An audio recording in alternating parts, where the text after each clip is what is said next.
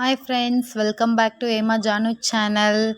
இன்னைக்கு வந்து எந்த பிளேஸ்க்கு போக போகிறோன்னு பார்த்தீங்கன்னா, அதுக்கு முன்னாடி இந்த பிளேஸை பாருங்கள். ரொம்ப சூப்பராக இருக்குது. சுற்றியும் க்ரீனிஷாக அந்தளவுக்கு சூப்பராக இருக்குது. இப்போ எந்த பிளேஸ்க்கு போயிட்டுருக்கோன்னு நெக்ஸ்ட்டு நீங்கள் பாருங்கள். ஹாய் ஃப்ரெண்ட்ஸ், இப்போ நாங்கள் எங்கே வந்திருக்கோம்னு பார்த்தீங்கன்னா, திருப்பரப்பு ஃபால்ஸ்க்கு வந்திருக்கோம். எங்கே நம்ம வந்திருக்கோம்? திருப்பரப்பு ஃபால்ஸ். இதுதான் கரெக்ட் ரூட்டா தெரியுமா?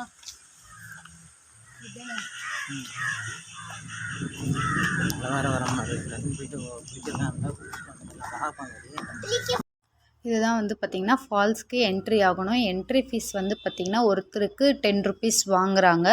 ஸோ 10 ருபீஸ் ஒர்த்து தான். உள்ளார போனீங்கன்னா எல்லாருமே அந்த ஃபால்ஸில் வந்து குளிக்கிறாங்க. பட் அங்கே வந்து பார்த்திங்கன்னா தண்ணி கொஞ்ச நேரம் இன்க்ரீஸ் ஆகிட்டு ரொம்ப ஃபோர்ஸாக தண்ணி வந்துகிட்டே இருந்தது. பாப்பா குளிக்கணும்னு சொல்லிகிட்டு இருந்தாங்க. ஸோ நான் வந்து குளிப்பாட்டலை. அதுக்கப்புறம் ரொம்ப ஆசைப்படுறாளே அப்படின்றதுனால தான் நான் வந்து ஒரே டைம் தான் போய் அங்கே நிற்க வச்சுட்டு கூட்டிகிட்டு வந்துட்டேன். ஸோ அவள் ரொம்ப ஜாலியாக என்ஜாய் பண்ணா. இங்கே சுற்றியும் பார்க்கும்போது ரொம்ப நல்லா இருந்தது.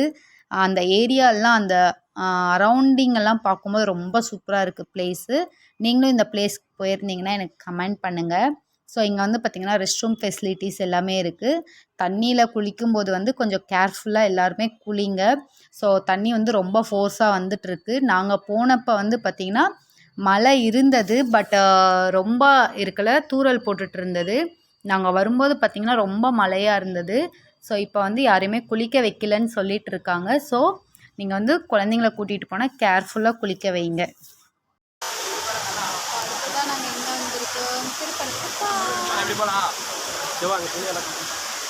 பாப்பா வந்து குளிக்கணும்னு சொல்லிட்டு இருக்கா.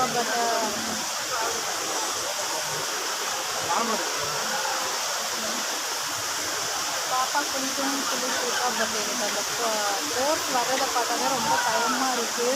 அதனால் நானுமே குளிக்கலை. சரி, திருச்செந்தூர் எப்படியும் போவோம், அதனால் பீச்சில் போய் குளிச்சுக்கலாம் அப்படின்னு பிளான் பண்ணியிருக்கோம். அதுவும் இல்லாமல் இங்கே மழை தூறல் வர போட்டுருக்கு. ஸோ இப்போ குளிப்பாட்டினா கண்டிப்பாக அவளுக்கு ஃபீவரு கோல்டு ஏதாவது வரும். ஸோ அதனால் நான் பாப்பாவை குளிக்க வைக்கல. ஜானு குளிக்கிறியா? ஆஹா, தண்ணி பாருங்க எவ்வளோ ஃபோர்ஸாக வருது.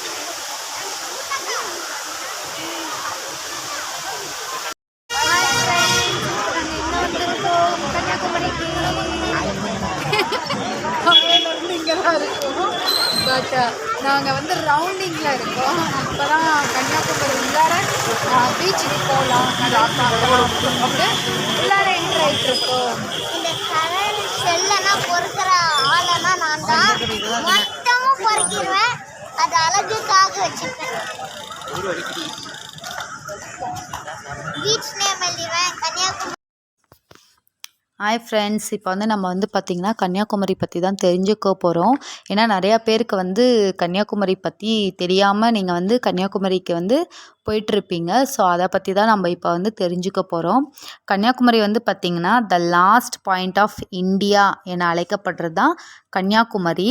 இந்த கன்னியாகுமரி வந்து வங்காள விரிகுடா கடல், இந்திய பெருங்கடல் மற்றும் அரேபிய கடல் சங்கமிக்கும் இடத்துல அமைஞ்சிருக்கிற உலக புகழ்பெற்ற சுற்றுலா தலமாக தான் நம்ம கன்னியாகுமரி இருக்குது. ஸோ கன்னியாகுமரி வந்து ஃபஸ்ட்டு வந்து கேரளாவோட தான் இணைஞ்சிருந்தது. ஸோ அது வந்து நம்ம இந்தியன்ஸ் வந்து பல போராட்டங்களுக்கு அப்புறம்தான் 1956 தமிழ்நாட்டோட சேர்த்துருக்காங்க. ஸோ உலகத்துலேயே நம்ம வந்து சன்ரைஸும் சன்செட்டும் பார்க்குற ஒரே இடம் வந்து நம்ம கன்னியாகுமரி தான். ஸோ அந்த அற்புதமான காட்சியை வந்து பார்க்குறதுக்கு ரொம்ப இன்ட்ரெஸ்ட்டாக எல்லாருமே போவாங்க. ஏன்னா நான் இந்த டைம் வந்து மிஸ் பண்ணிட்டேன். எப்பயுமே நான் வந்து கன்னியாகுமரி போகும்போது மார்னிங் சன்ரைஸ் பார்க்காம நான் எப்பயுமே வந்ததே கிடையாது. ஸோ இந்த டைம் நாங்கள் வந்து நைட்டு கொஞ்சம் லேட்டாக கிளம்புனதுனால மார்னிங் அங்கே வந்து லேட்டாக தான் போய் ரீச் ஆனோம். ஏன்னா 8:30க்கு ரீச் ஆனோம். சன்ரைஸ் எல்லாம் பார்த்திங்கன்னா 6 அதுக்கப்புறம் 6:10 அது மாதிரிலாம் சன்ரைஸ் வந்துடும். ஸோ அதனால் இந்த டைம் வந்து நான் பார்க்க முடியல. அதனால அது ரொம்ப மிஸ் பண்ணுறேன். அதுக்கப்புறம் ஈவினிங் சரி சன்செட் பார்க்கலாம் அப்படின்னு பிளான் பண்ணோம். அதை பிளான் பண்ணும்போது தான் அன்னைக்குன்னு பார்த்து அங்கே வந்து வெயிலே இருக்கல. ஏன்னா நாங்கள் இந்த டைம் போகும்போது வந்து கிளைமேட் வந்து பார்த்திங்கன்னா ரொம்ப சூப்பராக இருந்தது. ஸோ சுத்தமாக வெயிலே இருக்கல, சும்மா அந்த தூறல் மட்டும்தான் போட்டுட்டு இருந்தது. ஸோ அந்தளவுக்கு ரொம்ப நல்லா நாங்கள் வந்து என்ஜாய் பண்ணிட்டு வந்தோம். அதுக்கப்புறம் இங்கே வந்து பார்த்திங்கன்னா போட்டிங்கும் இருக்குது. நீங்கள் வந்து விவேகானந்தர் மண்டபத்துக்கு போனோன்னா போட்டிங்கும் இருக்குது. அங்கே வந்து ஒருத்தருக்கு வந்து 50 ருபீஸ் சார்ஜ் பண்ணுறாங்க. அதில் வந்து லைனில் நின்று தான் போகணும். நீங்கள் லைனில் வேணாம் சீக்கிரமாக பார்த்துட்டு வரணும்னு நினச்சிங்கன்னா ஒருத்தருக்கு வந்து 200 வந்து அங்கே பே பண்ணுற மாதிரி இருக்கும். அப்போ நீங்கள் லைனில் நிற்காம ஈஸியாக சீக்கிரமாக போயிட்டு வந்துடலாம்.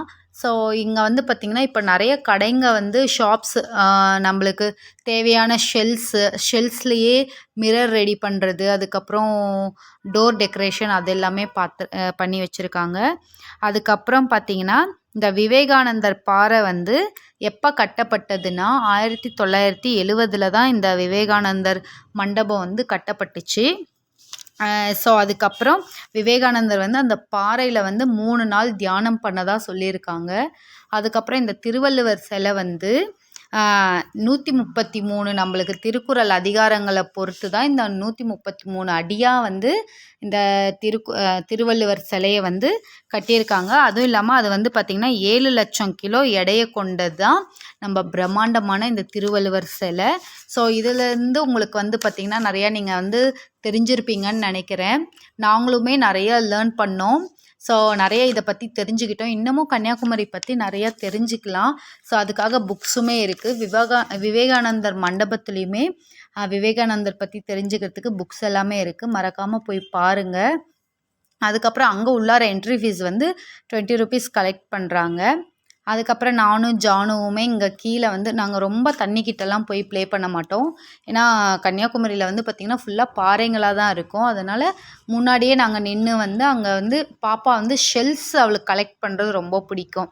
ஸோ அதனால் அங்கே போய் நின்றுட்டு ஷெல்ஸ் எல்லாம் கலெக்ட் பண்ணிகிட்டு இருந்தாங்க. எப்பயுமே பாப்பா அது மாதிரி ப்ளே பண்ணும்போது நான் அவங்க கையை பிடிச்சிப்பேன்.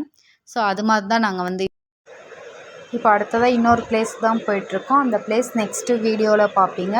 ஸோ இந்த வீடியோ உங்களுக்கு பிடிச்சிருந்ததுன்னா லைக் பண்ணுங்கள், ஷேர் பண்ணுங்கள், கமெண்ட் பண்ணுங்கள். மறக்காமல் சப்ஸ்கிரைப் பண்ணுங்கள். அப்போ தான் எங்களோட ரெகுலர் வீடியோஸ் உங்களை தேடி வரும்.